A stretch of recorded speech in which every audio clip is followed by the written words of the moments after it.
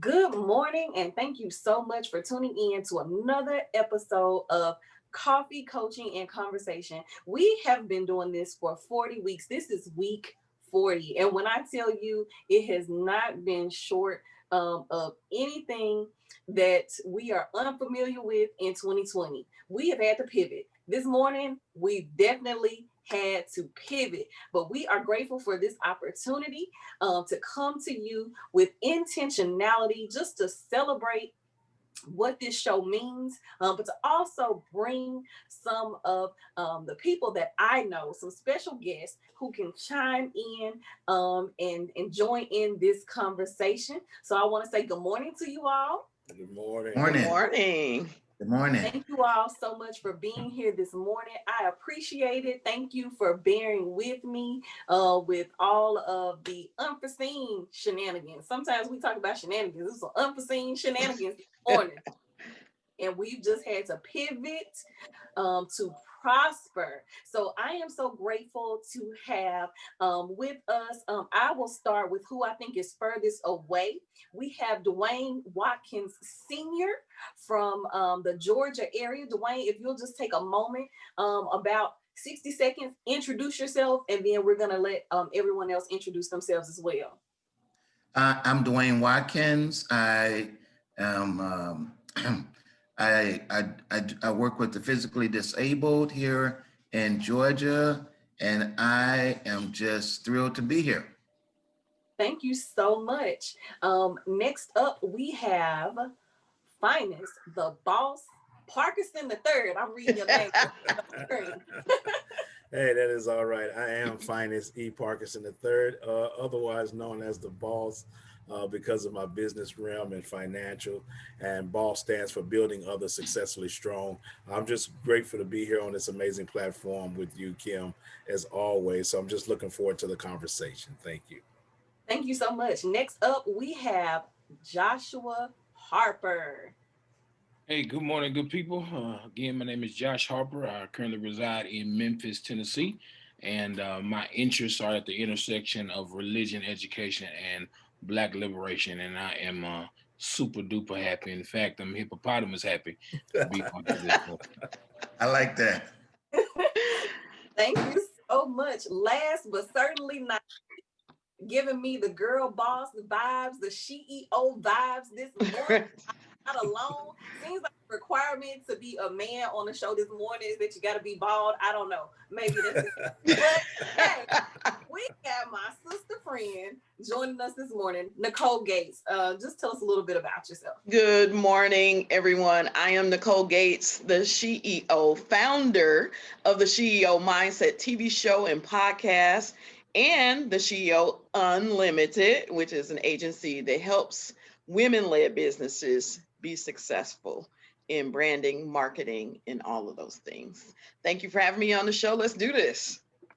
Thank you so much. So I just wanted to start the conversation off. I know I said I wanted to talk about some of the things that the show was about this year, but I have kind of shifted and want to talk about kind of right where we all are, some of the things that we've seen going on that we all are kind of corporately experiencing. Seems like this has been the year of the entrepreneur, like never before. And when I say the year of the entrepreneur, whether you are a full-time entrepreneur, whether you are a dualpreneur, whether you are a wannabe-preneur, like everybody is finding something, finding a niche, their passion, and they are kind of pursuing that to get extra profits. And I believe everybody is starting to realize that in order to build wealth and to do some of the things that we need to do, you can't plan for a global pandemic, but you can plan to store up things for the future. So I just want to get you all to chime in with that, with your experience with entrepreneurship, with watching people start these businesses, be successful, ideas that have come out of people, whether it has been out of a place of a desire that they've been sitting on, they've got extra time now, or whether it has come out of a place of necessity because they need the income. So let's go ahead and chime in and let me know if you want to speak first, and then we'll just kind of round robin. I definitely want to talk about that, just being in the space that I'm in, but I will gladly wait if one of the guys want to go first. No, ladies first. Go ahead. Ladies Ladies Go first. first. right ahead. Ladies first. Well, thank you, Finis. I appreciate you. Listen, I think 2020 has definitely been the year for the girl boss, right? This year, we've seen a tremendous amount of females actually enter entrepreneurship, which I think is absolutely amazing. I've always been an advocate for entrepreneurship. I've been an entrepreneur for over 27 years, doing my own thing, always, even on the side of having a full-time job. I do my business full-time now. I absolutely love it. I love the freedom that it brings. I love being able to be home with my girls and being able to watch them grow up and, participate in their education. So 2020 has been absolutely amazing. What I have seen as a trend that people understand now that we cannot depend on government. I know everybody's talking about stimulus check, but you are your own stimulus check when you Come have, on. when entrepreneurship is Yes. in your, you know what I'm saying, in your midst. You control how much money you bring in, your income, and the style of life that you can live. I mean, the sky is the limit. And I really want to say the sky is not the limit, because you can really go beyond that if you really want to, Yes. right? So I think we've seen a trend of women that's like had this epiphany, oh my God, I get it now. I get it. I've had so many women that I've worked with that are new entrepreneurs, and it's exciting to me to watch them kind of develop. They've had these ideas for years, but kind of put it to the side because of a job. So absolutely amazing. Absolutely amazing 2020. And I really encourage any female that has an idea, step out on it, step out on faith, and just watch God work with you. Absolutely. Thank you, Nicole. Anybody else? I'm scared to talk now because see, you in my lane, and Nicole have just really, she grabbed my heart and was like, yeah. And I love to see people get this, because listen, I have been in the entrepreneur space for many of years, but full time I've been at it now since 2018. I left my job in October of 2018 to chase the dream. Now let me just talk about the dream for a second, because I am by just nature an entrepreneur, and I'm a professional networker by trade. And so when you talk about what 2020 has done, I like what Nicole said. It has, whether voluntarily, or you just said, you know what, I'm not going to be stuck to a 9 to 5. 2020 has birthed so many entrepreneurs, but here's why I believe it's so critical right now, because I love what you said, being able to be control of your own money, making your own money, becoming your own value. There is not a job in the world that will pay you what you're worth. And I want whoever watching this to hear me.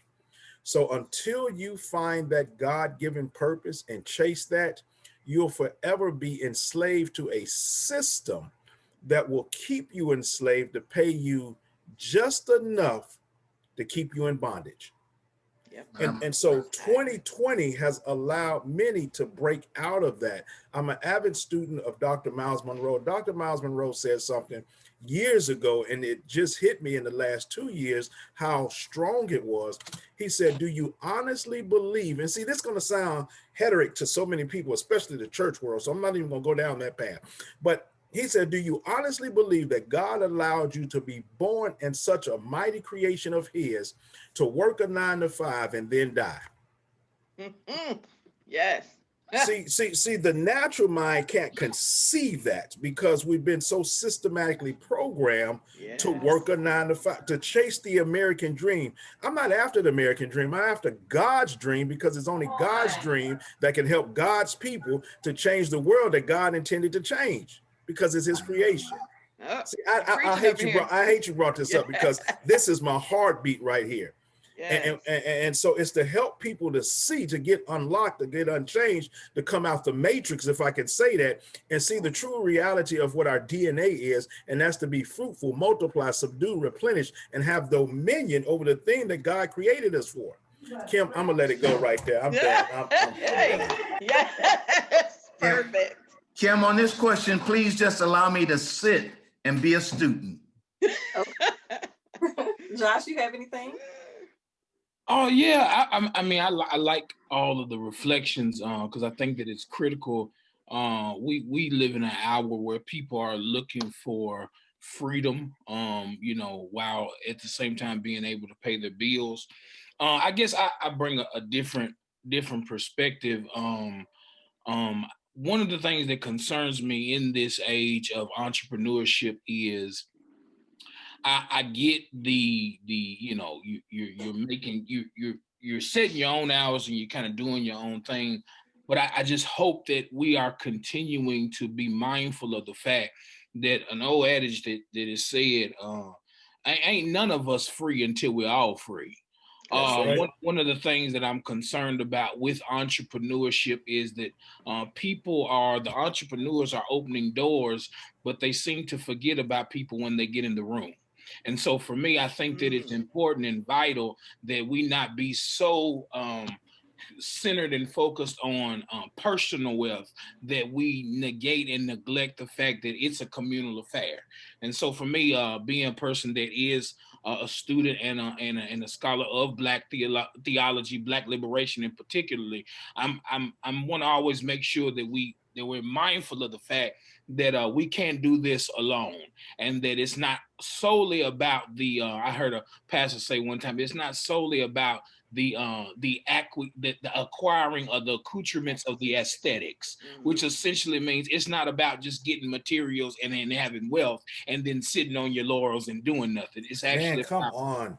getting something so that you can pour back into your own people. Yesterday, we celebrated day 4, I believe, on Day Kwanzaa, which is Ujima, which means cooperative economics. Yes, yes, Black Wall Street in particular gives us a great template for how we should yes. govern and handle our community. So again, entrepreneurship is good and it's great, but if the mindset and the perspective is I'm just doing this for me, my four, and no more, then we're actually being counterproductive to what we're trying to do.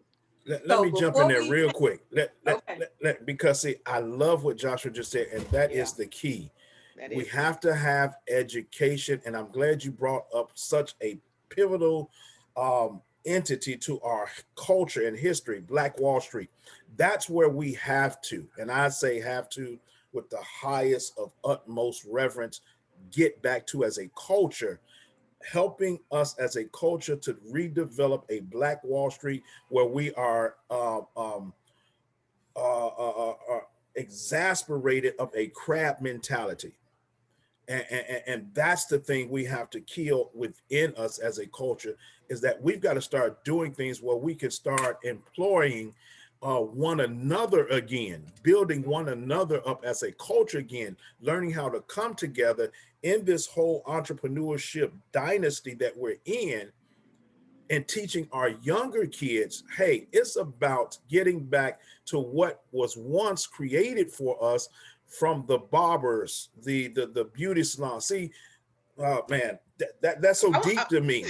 That is I so want to deep to chime in me. on it too, Joshua, because I think that is amazing. And Finance, I apologize if I cut you No, off, you but good, you good. I got to chime in on this. So you heard me mention the CEO Unlimited, and that was kind of the spirit that I came up with, because I really believe we're the only community of folks that are not good about sharing, right? We don't want to spread the wealth.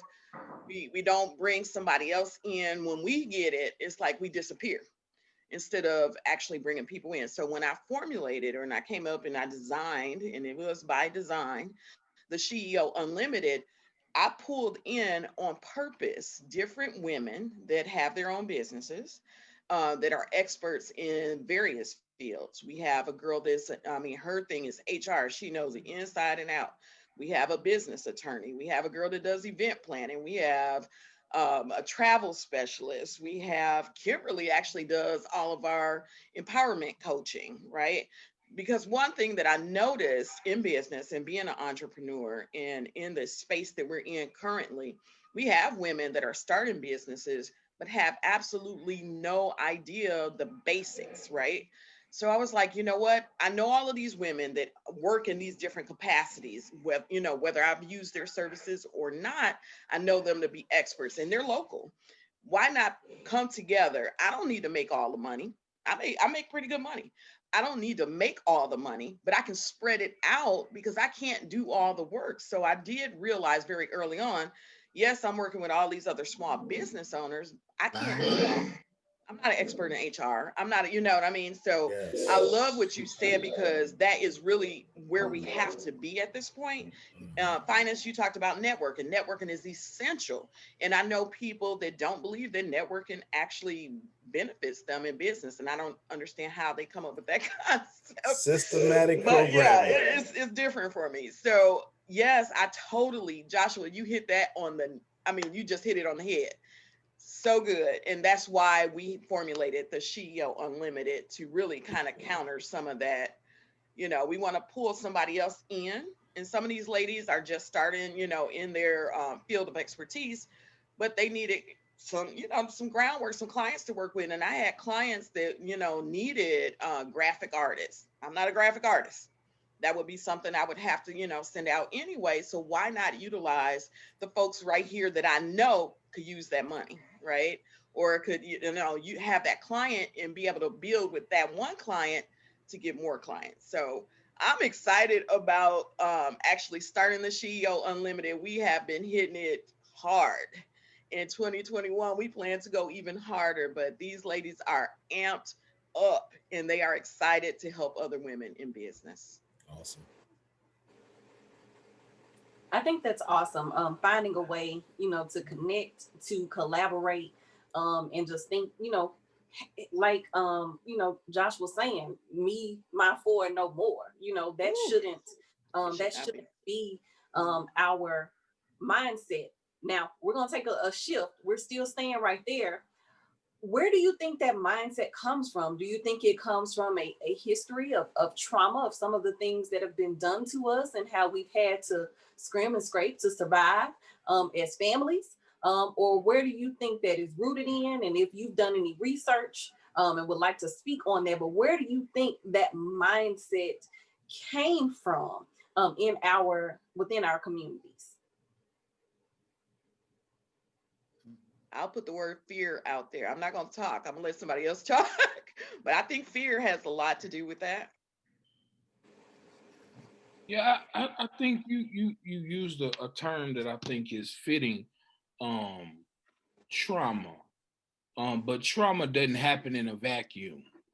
Um, I think as descendants of African slaves, we would be remiss if we did not recognize the devastation white supremacy has not just done to our community, but what white supremacy has done to our psyche, right? Mm. And so I think when you have been traumatized, the I mean the next course of action is to be in survival mode all the time. Right. So there is a piece of literature. Many scholars argue that it may not necessarily be true, but the way it's laid out, it sounds pretty true. And that's the Willie Lynch letter. And he ultimately talks about how with Mass and them, they created this enterprise known as slavery, basically creating systems that impact the psyche. So if Master can create such a dynamic where I create a tension between the slaves, Come then on, they're less Joshua. likely to rise up against the one that's the slave master. Come on. So, for instance, they Wow. were actually the slave master, and this was, I mean, it was brilliantly done. They created such a dynamic that they figured out, wow, if we can create tension within them, Mm-hmm. then we can also help them to see each other as competition instead of Mm-hmm. seeing each other as collaborators. So I end up seeing my slave master and oppressor as my friend, but seeing my fellow slave who's in the same struggle as me as my friend of me. And I think that that's part and parcel. The issue is we have been so traumatized that we have not been able to recoup and regroup, because it's so deeply embedded in our psyche that it has created that crab effect. But be clear, I don't think it's just fear. I don't. I hear what you're saying, sister, but I think if it's fear of anything, it's actually the fear of doing what white folks have expected us to do, right? And actually now being free enough to say, no, I choose for myself. I got Talk a about mind, it. I got a heart, Talk I got about it. belief in God. I can decide for myself. Kuji Chagalia. So we're celebrating Kwanzaa. So in Kuji Chagalia, it is the notion of course, I can decide for myself and I can choose for myself because I'm not no longer 3/5 human and some Right. subpart Negro. I'm actually the head and not the tail, above and not beneath. Talk I am about a it. lender and not Yes. a borrower. So I All think right. it ultimately boils down to being traumatized, and it's so deeply embedded in our psyche that it has created a systemic issue within our community. Now that Joshua opened up that door, Kim said, I told you, I'm the wrong person to bring to this platform. It's because he went exactly where I was going. When you understand the systems that was put in place, you have to go back to slavery. So if I can separate you and make you feel higher than the next person, even though you're the same color, there is the house individual, okay? There was the field individual. And so the house individual was in the massa's house. Massa, we sick. Massa, we hungry. So it was a mindset that has transcended through life. And so now we're at a place that I love what Joshua just said. It goes deeper than that because now, even as I excel in life as a free man, the systematic programming is if you haven't chased after your dreams, I see you as thinking you all of that. So I'm going to pull you down. But I realize that I'm somebody in God. So let's flip that, because now when you put spiritual entity in place in this, the slave was only able to teach a doctrine that subjected the slaves to the master. They weren't able to teach and preach a doctrine that we were all equal. There was no equal in that. So they were systematically programmed by the oppressor, and then they were systematically programmed by the ones who they were enslaved with. And so this has gone on throughout culture and history. The only part of it where we halfway became free was because of Black Wall Street, because of what they did in slavery. They learned they had to do each other's hair. They had to make clothes. It was those things that created the businesses for them. If you go back and look at what they called then, see, we call them barbershops now. Here's another point. We think about, oh, they just got a hobby or something. No, Black Wall Street was built on salons, not barbershops. There's a difference in that because salon dictated a higher entity of value. When you went into the Black salon, they had ceiling fans. They had nice chairs. They didn't just have a barbershop that we call a barbershop now. So when we talk about the transition, and then we bring it all to the Bible where it says, be not conformed to this world, but be ye transformed by the renewing of your mind. Which is why for me, it was always hard to get into this subliminal Black African teaching of slavery when I'm not enslaved anymore.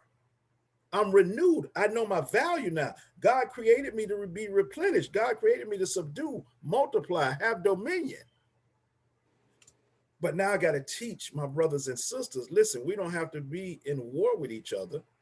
We can grow together and build together so we can have, live, laugh, and love together. Man, go ahead. And I would just like to chime in right there. You know, you asked the question, Kim, where did it come from? And I think you have heard a lot of the answer of that. But I just want to add that, you know, it's been argued that it's only two true emotions, and that's love and fear. And so as Nicole mentioned fear, Josh mentioned some other aspects of it, but I still, when they were able to put the fear aspect in there, I just want to add I believe the word trust has to come in, because we talk about the United States side or slavery. Let us not forget, when we travel this thing back to Africa, it was my tribe defeated your tribe. The white man didn't come over there and grab me. My brother sold him. He couldn't come over there and get me unless my brother that's from another tribe apprehended our tribe and sold me off. So don't forget now, that issue of trust came over the divide, and then this whole other system that we're talking about. But now we came from a place, one, you know, that's why you get that my four, how you say that my four no more? Remember, we came from a tribe mentality, and you could only trust the tribe because when other tribes invaded us, they pilferage and they took our stuff. And I think that a lot of that transferred over too, when you're talking about the psyche. And I just want to say we must be very clear too that there's always been friction and disdain in every community.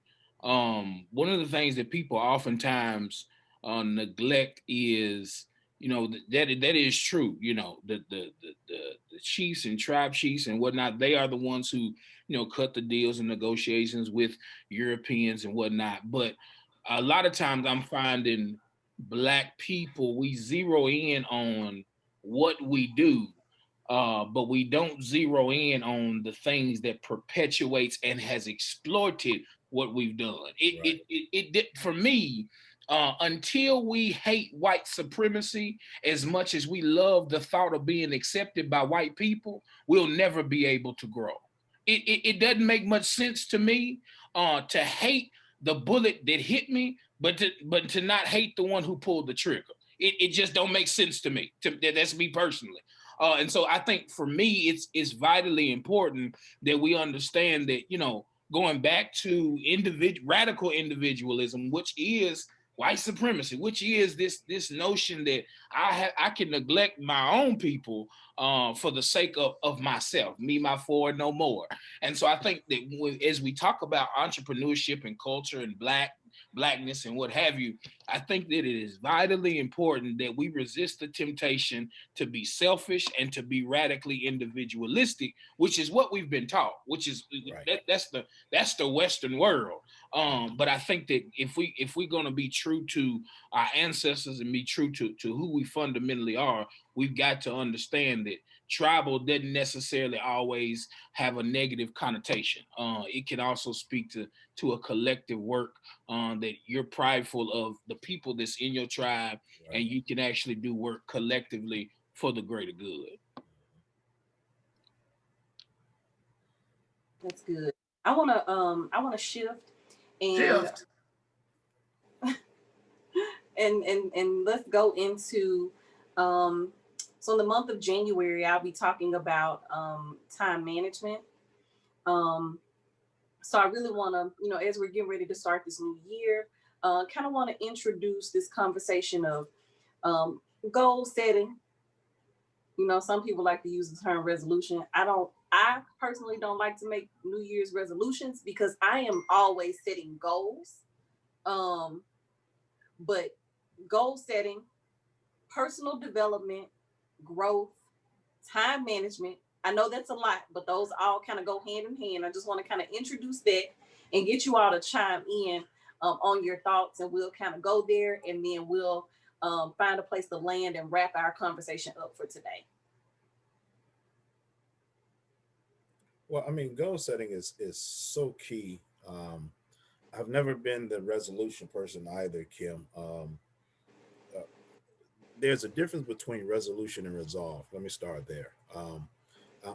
I like to study words to get a deeper understanding of what words mean in its true and rarest form. And so when you understand that a resolution is really a thought process of what I'm going to do or would like to do versus a resolve. A resolve means I'm coming to term. I'm drawing a line in the sand, and this is what's going to happen, and there is no other way. And I think people get that confused year after year, which is why most people set the common goal of I'm going to lose weight, I'm going to make a resolution. Well, they haven't resolved in themselves that and if I'm going to lose weight, I got to stop eating all that unhealthy food. I've got to get off of the couch and do something. So they haven't resolved within themselves that if I don't stop this, I can't achieve that. And the process part of that is at that point setting the goals of what you're going to do and what we're going to do. I shared on one of your platforms, for me for many years, setting goals was hard because I've always been that off the cuff type of person. I'm like, okay, I can see it. I know where I'm going and I'm just going to run and I'll work it out along the way.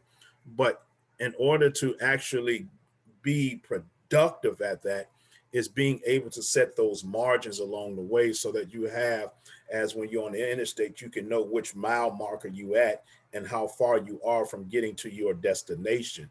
And so I think in this time, especially now, what has happened in this year, it is key and critical for us to really map out, strategically plan, and set goals of where we're actually going to go in 2021, using 2020 as a blueprint, because now we're entering into a whole different era of life that has been perpetuated out of 2020.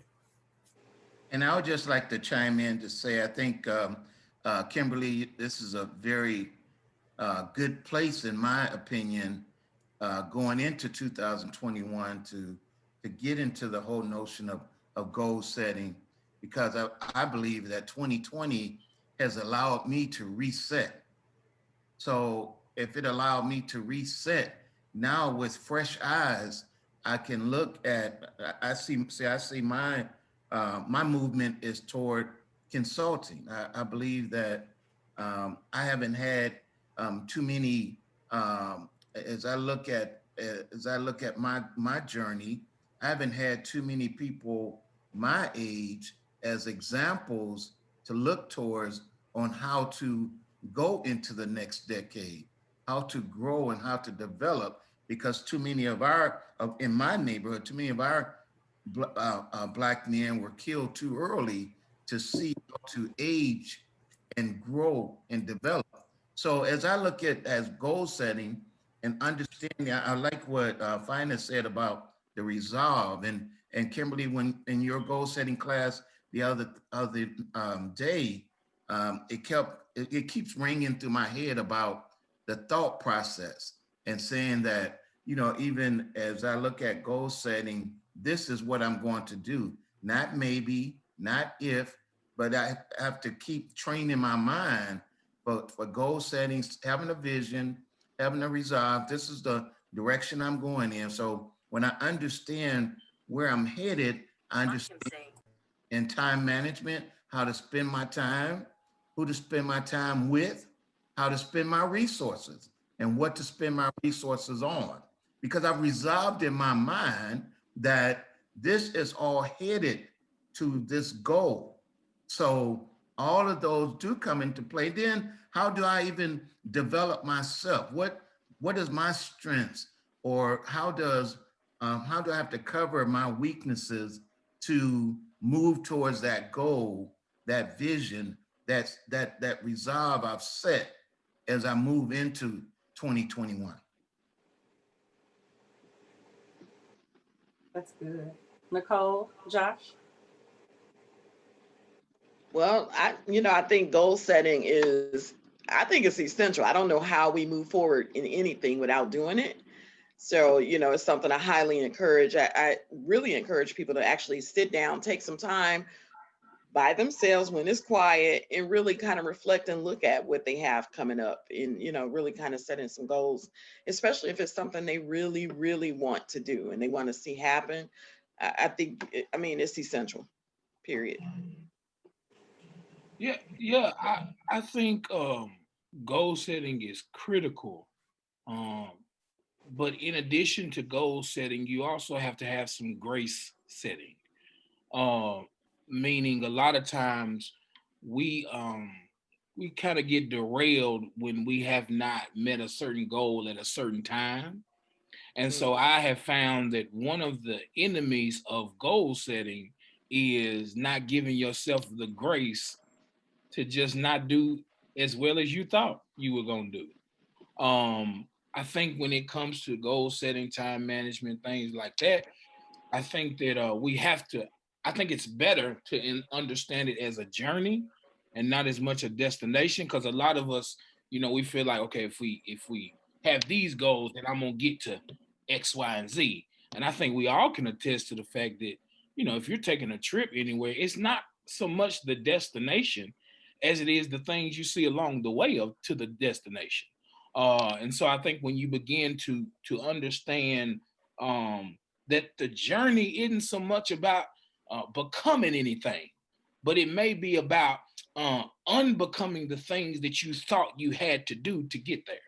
And so I think that it's just perhaps a perspective shift that can lend itself to giving you that second win when you feel like you can't go, or you disappointed, or you discouraged. I just think that with goal setting, you got to give yourself the grace to know that if I do fall, I can get back up and it's okay.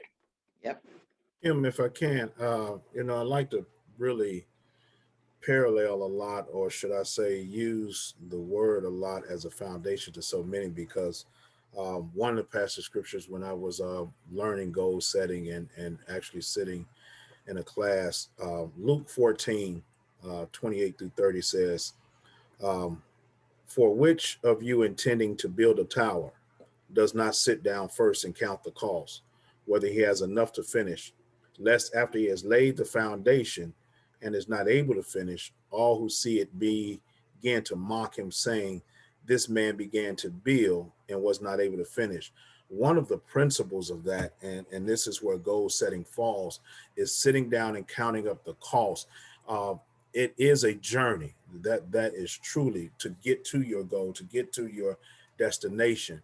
But the point of goal setting is to give you some markers to see and keep you on track while you're on the journey. And I love, because I think this is the first time I've ever heard someone say this, Josh, and I love that. Along the journey, give yourself grace. Because see, I think what I can attest to is that you can get so in bondage to the goal that if you miss it, you crucify yourself. And you have to realize, listen, the goal is just a mile marker. Even if you don't get it, guess what? You can reset that thing, give yourself some grace in that thing. So I love how you put that together, Josh. Thank you. I'm gonna add that into my repertoire. So, but Just but cash at me. I got you on. Look, I got you on the first couple of hashtags. The third one, I'm gonna own it.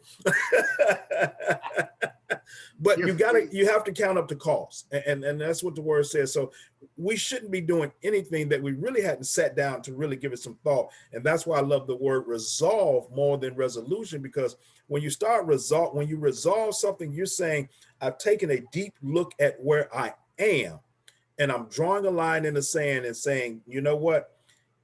This is how this is going to change. And I'm not giving myself a B, C, and D plan. And I think that's why so many people make resolutions and fail at the resolutions, because they've given themselves a fallback plan. Kimberly, let me just chime in just on that aspect right. One of the important parts of goal setting that we often, I've seen people, even myself, often fail at is evaluation. I think that's where Josh so eloquently brought in giving ourselves grace. Well, if we put Kim, I've seen you do it at a fire. If you put evaluation in your process and in your journey, any given day, any given moment, you can sit down and evaluate and readjust that goal and say, oh no, I'm not going to do that, or I'm not going that far, or whatever. Then you can readjust, you can give yourself that grace, that moment. But if we don't give ourselves that grace, if we don't reevaluate I think as a human being, it's just not natural to evaluate yourself. You have to teach yourself to evaluate yourself and where examine yourself. Yes, sir. in the goal setting. And then you won't be so devastated when you have made yourself one with that goal. Then you become devastated of who you really are and what the journey is really about. That's good. Before we wrap up, I want to kind of the way Josh kind of took us in that direction and thinking about grace for the goal. I want to introduce this concept that I do teach when I do my growth mastermind. And not that I'm saying that goal setting should be out. I think planning and setting goals has its place. But John Maxwell says, if you aim for goals, you may or may not achieve those goals. But if you aim for growth, you will grow and continue to grow. Amen. How do good. y'all feel about that? Yeah, Amen. Amen. I like that. No, I that's like good. that. I read that. Yeah, I've done a So, lot of so, studying John Maxwell, and I think that's on point. yeah. So I think with that grace for our goals, Yes. the goal should really be growth. We should be able to look back on, last week, last month, last year, the last 5 years, and hopefully see some growth. And with growth is a more, I would say it's more of a SMART goal. If you all have heard of SMART goals, but it's something that can actually be measured, right? And of course, the acronym would escape me as I try to introduce SMART goals, but it's specific. It is Measurable. measurable. Mm-hmm. What's the A? Y'all know the A? Oh God, girl, I ain't done that in so long. Attainable. Attainable. Mm-hmm. Realistic. Realistic.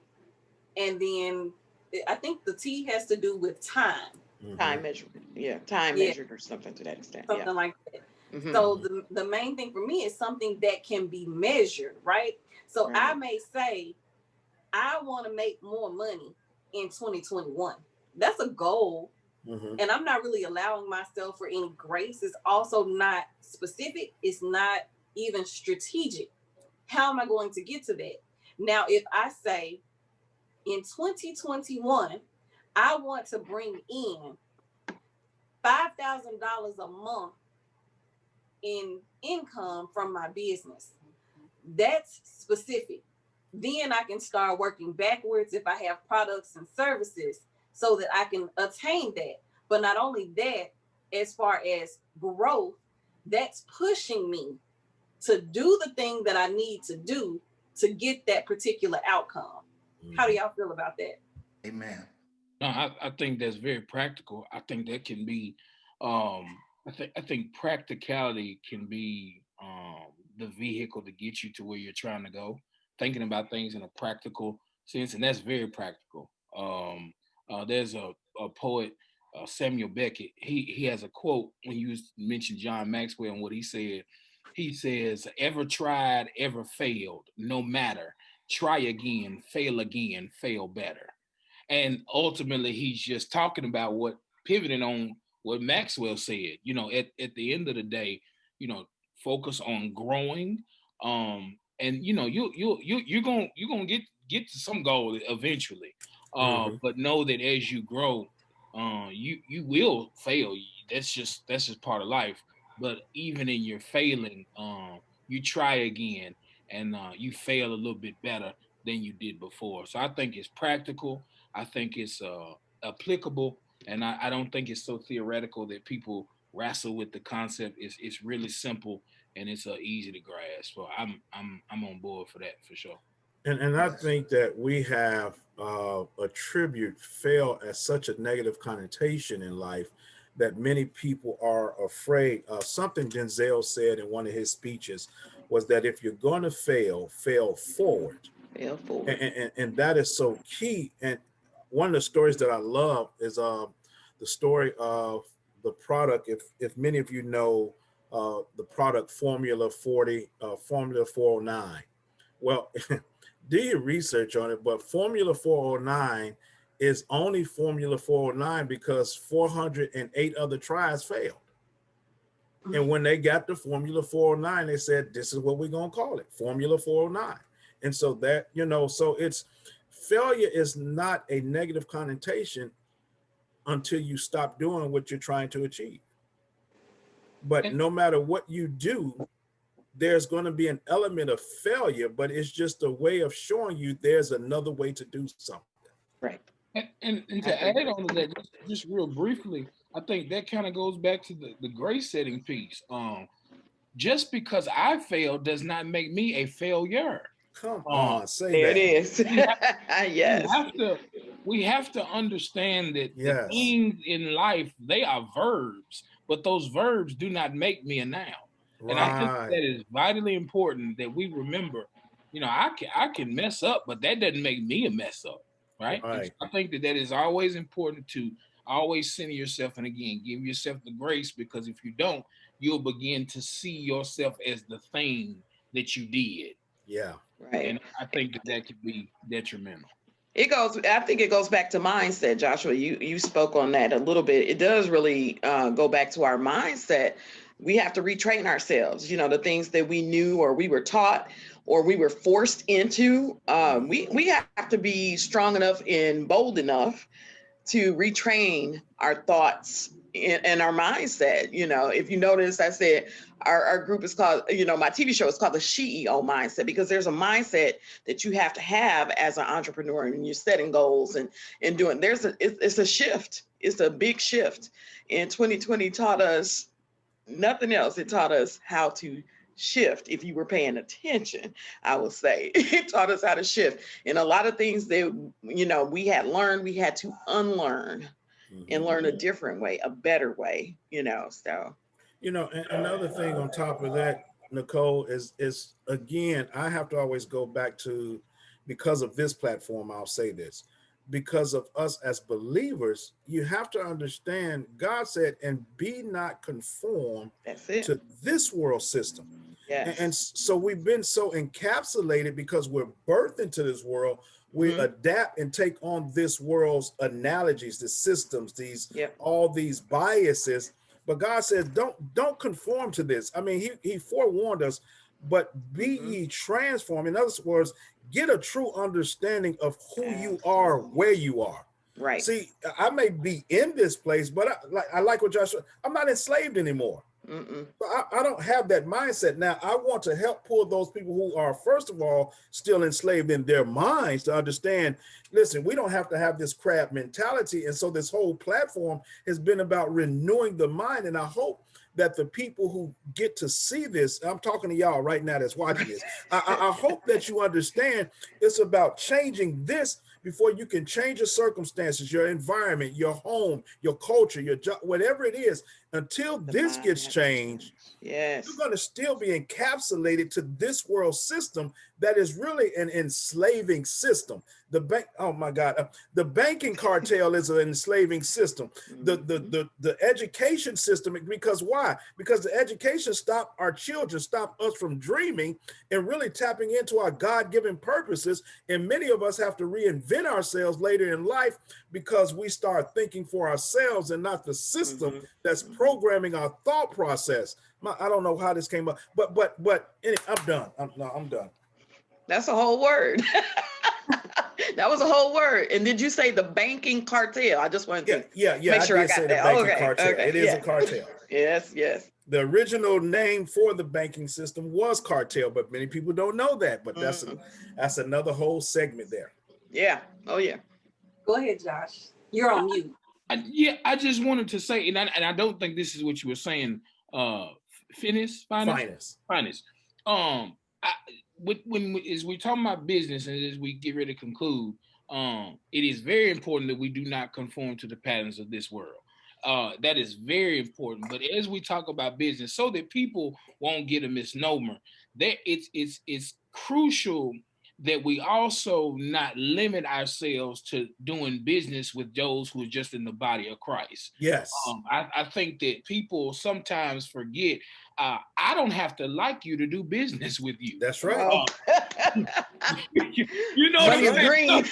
You know that universal. I don't have to like you to do business with you. Absolutely. And I think that for us, and this is, I guess, part of that tribal piece, we tend to think, if you don't agree with me, and if you ain't, right, I'm a Christian and you a Muslim, we can't. No, right.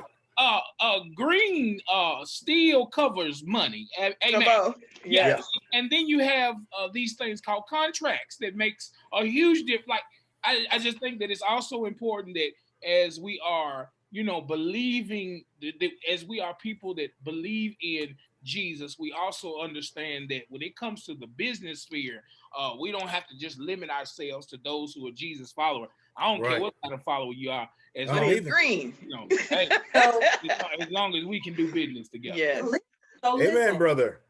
as we close out, so I've been doing prophetic planning for your day. I started doing it yesterday. And in my notes from yesterday, God was talking to me about strategic partnerships, ministry, and the marketplace. So not me as a minister in the marketplace, which I'm accepting my call and my assignment in that area, but ministry and the marketplace.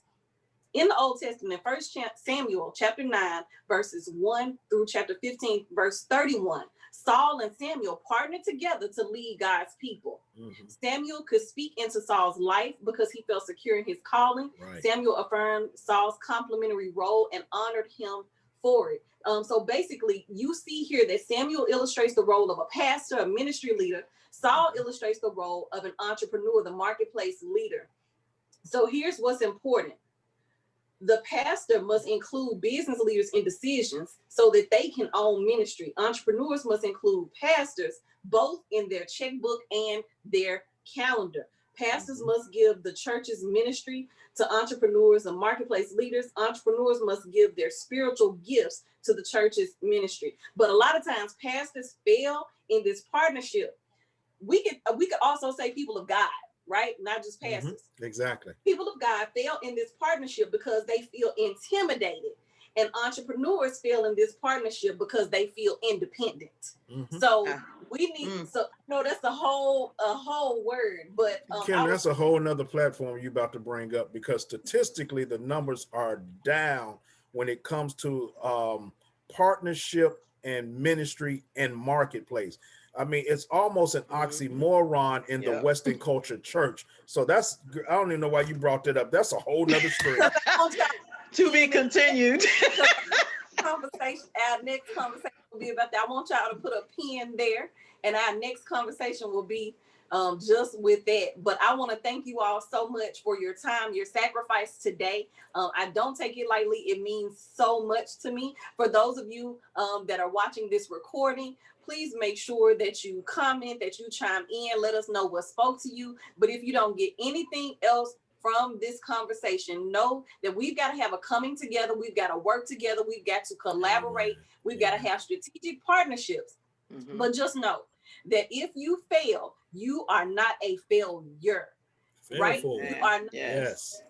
If you make some mistakes, if you mess up, you yourself are not a mess up. And just remember this: sometimes you win, sometimes you learn. We'll leave it right there. Thank you all so much for Thanks for having us. And we will connect with you all another time.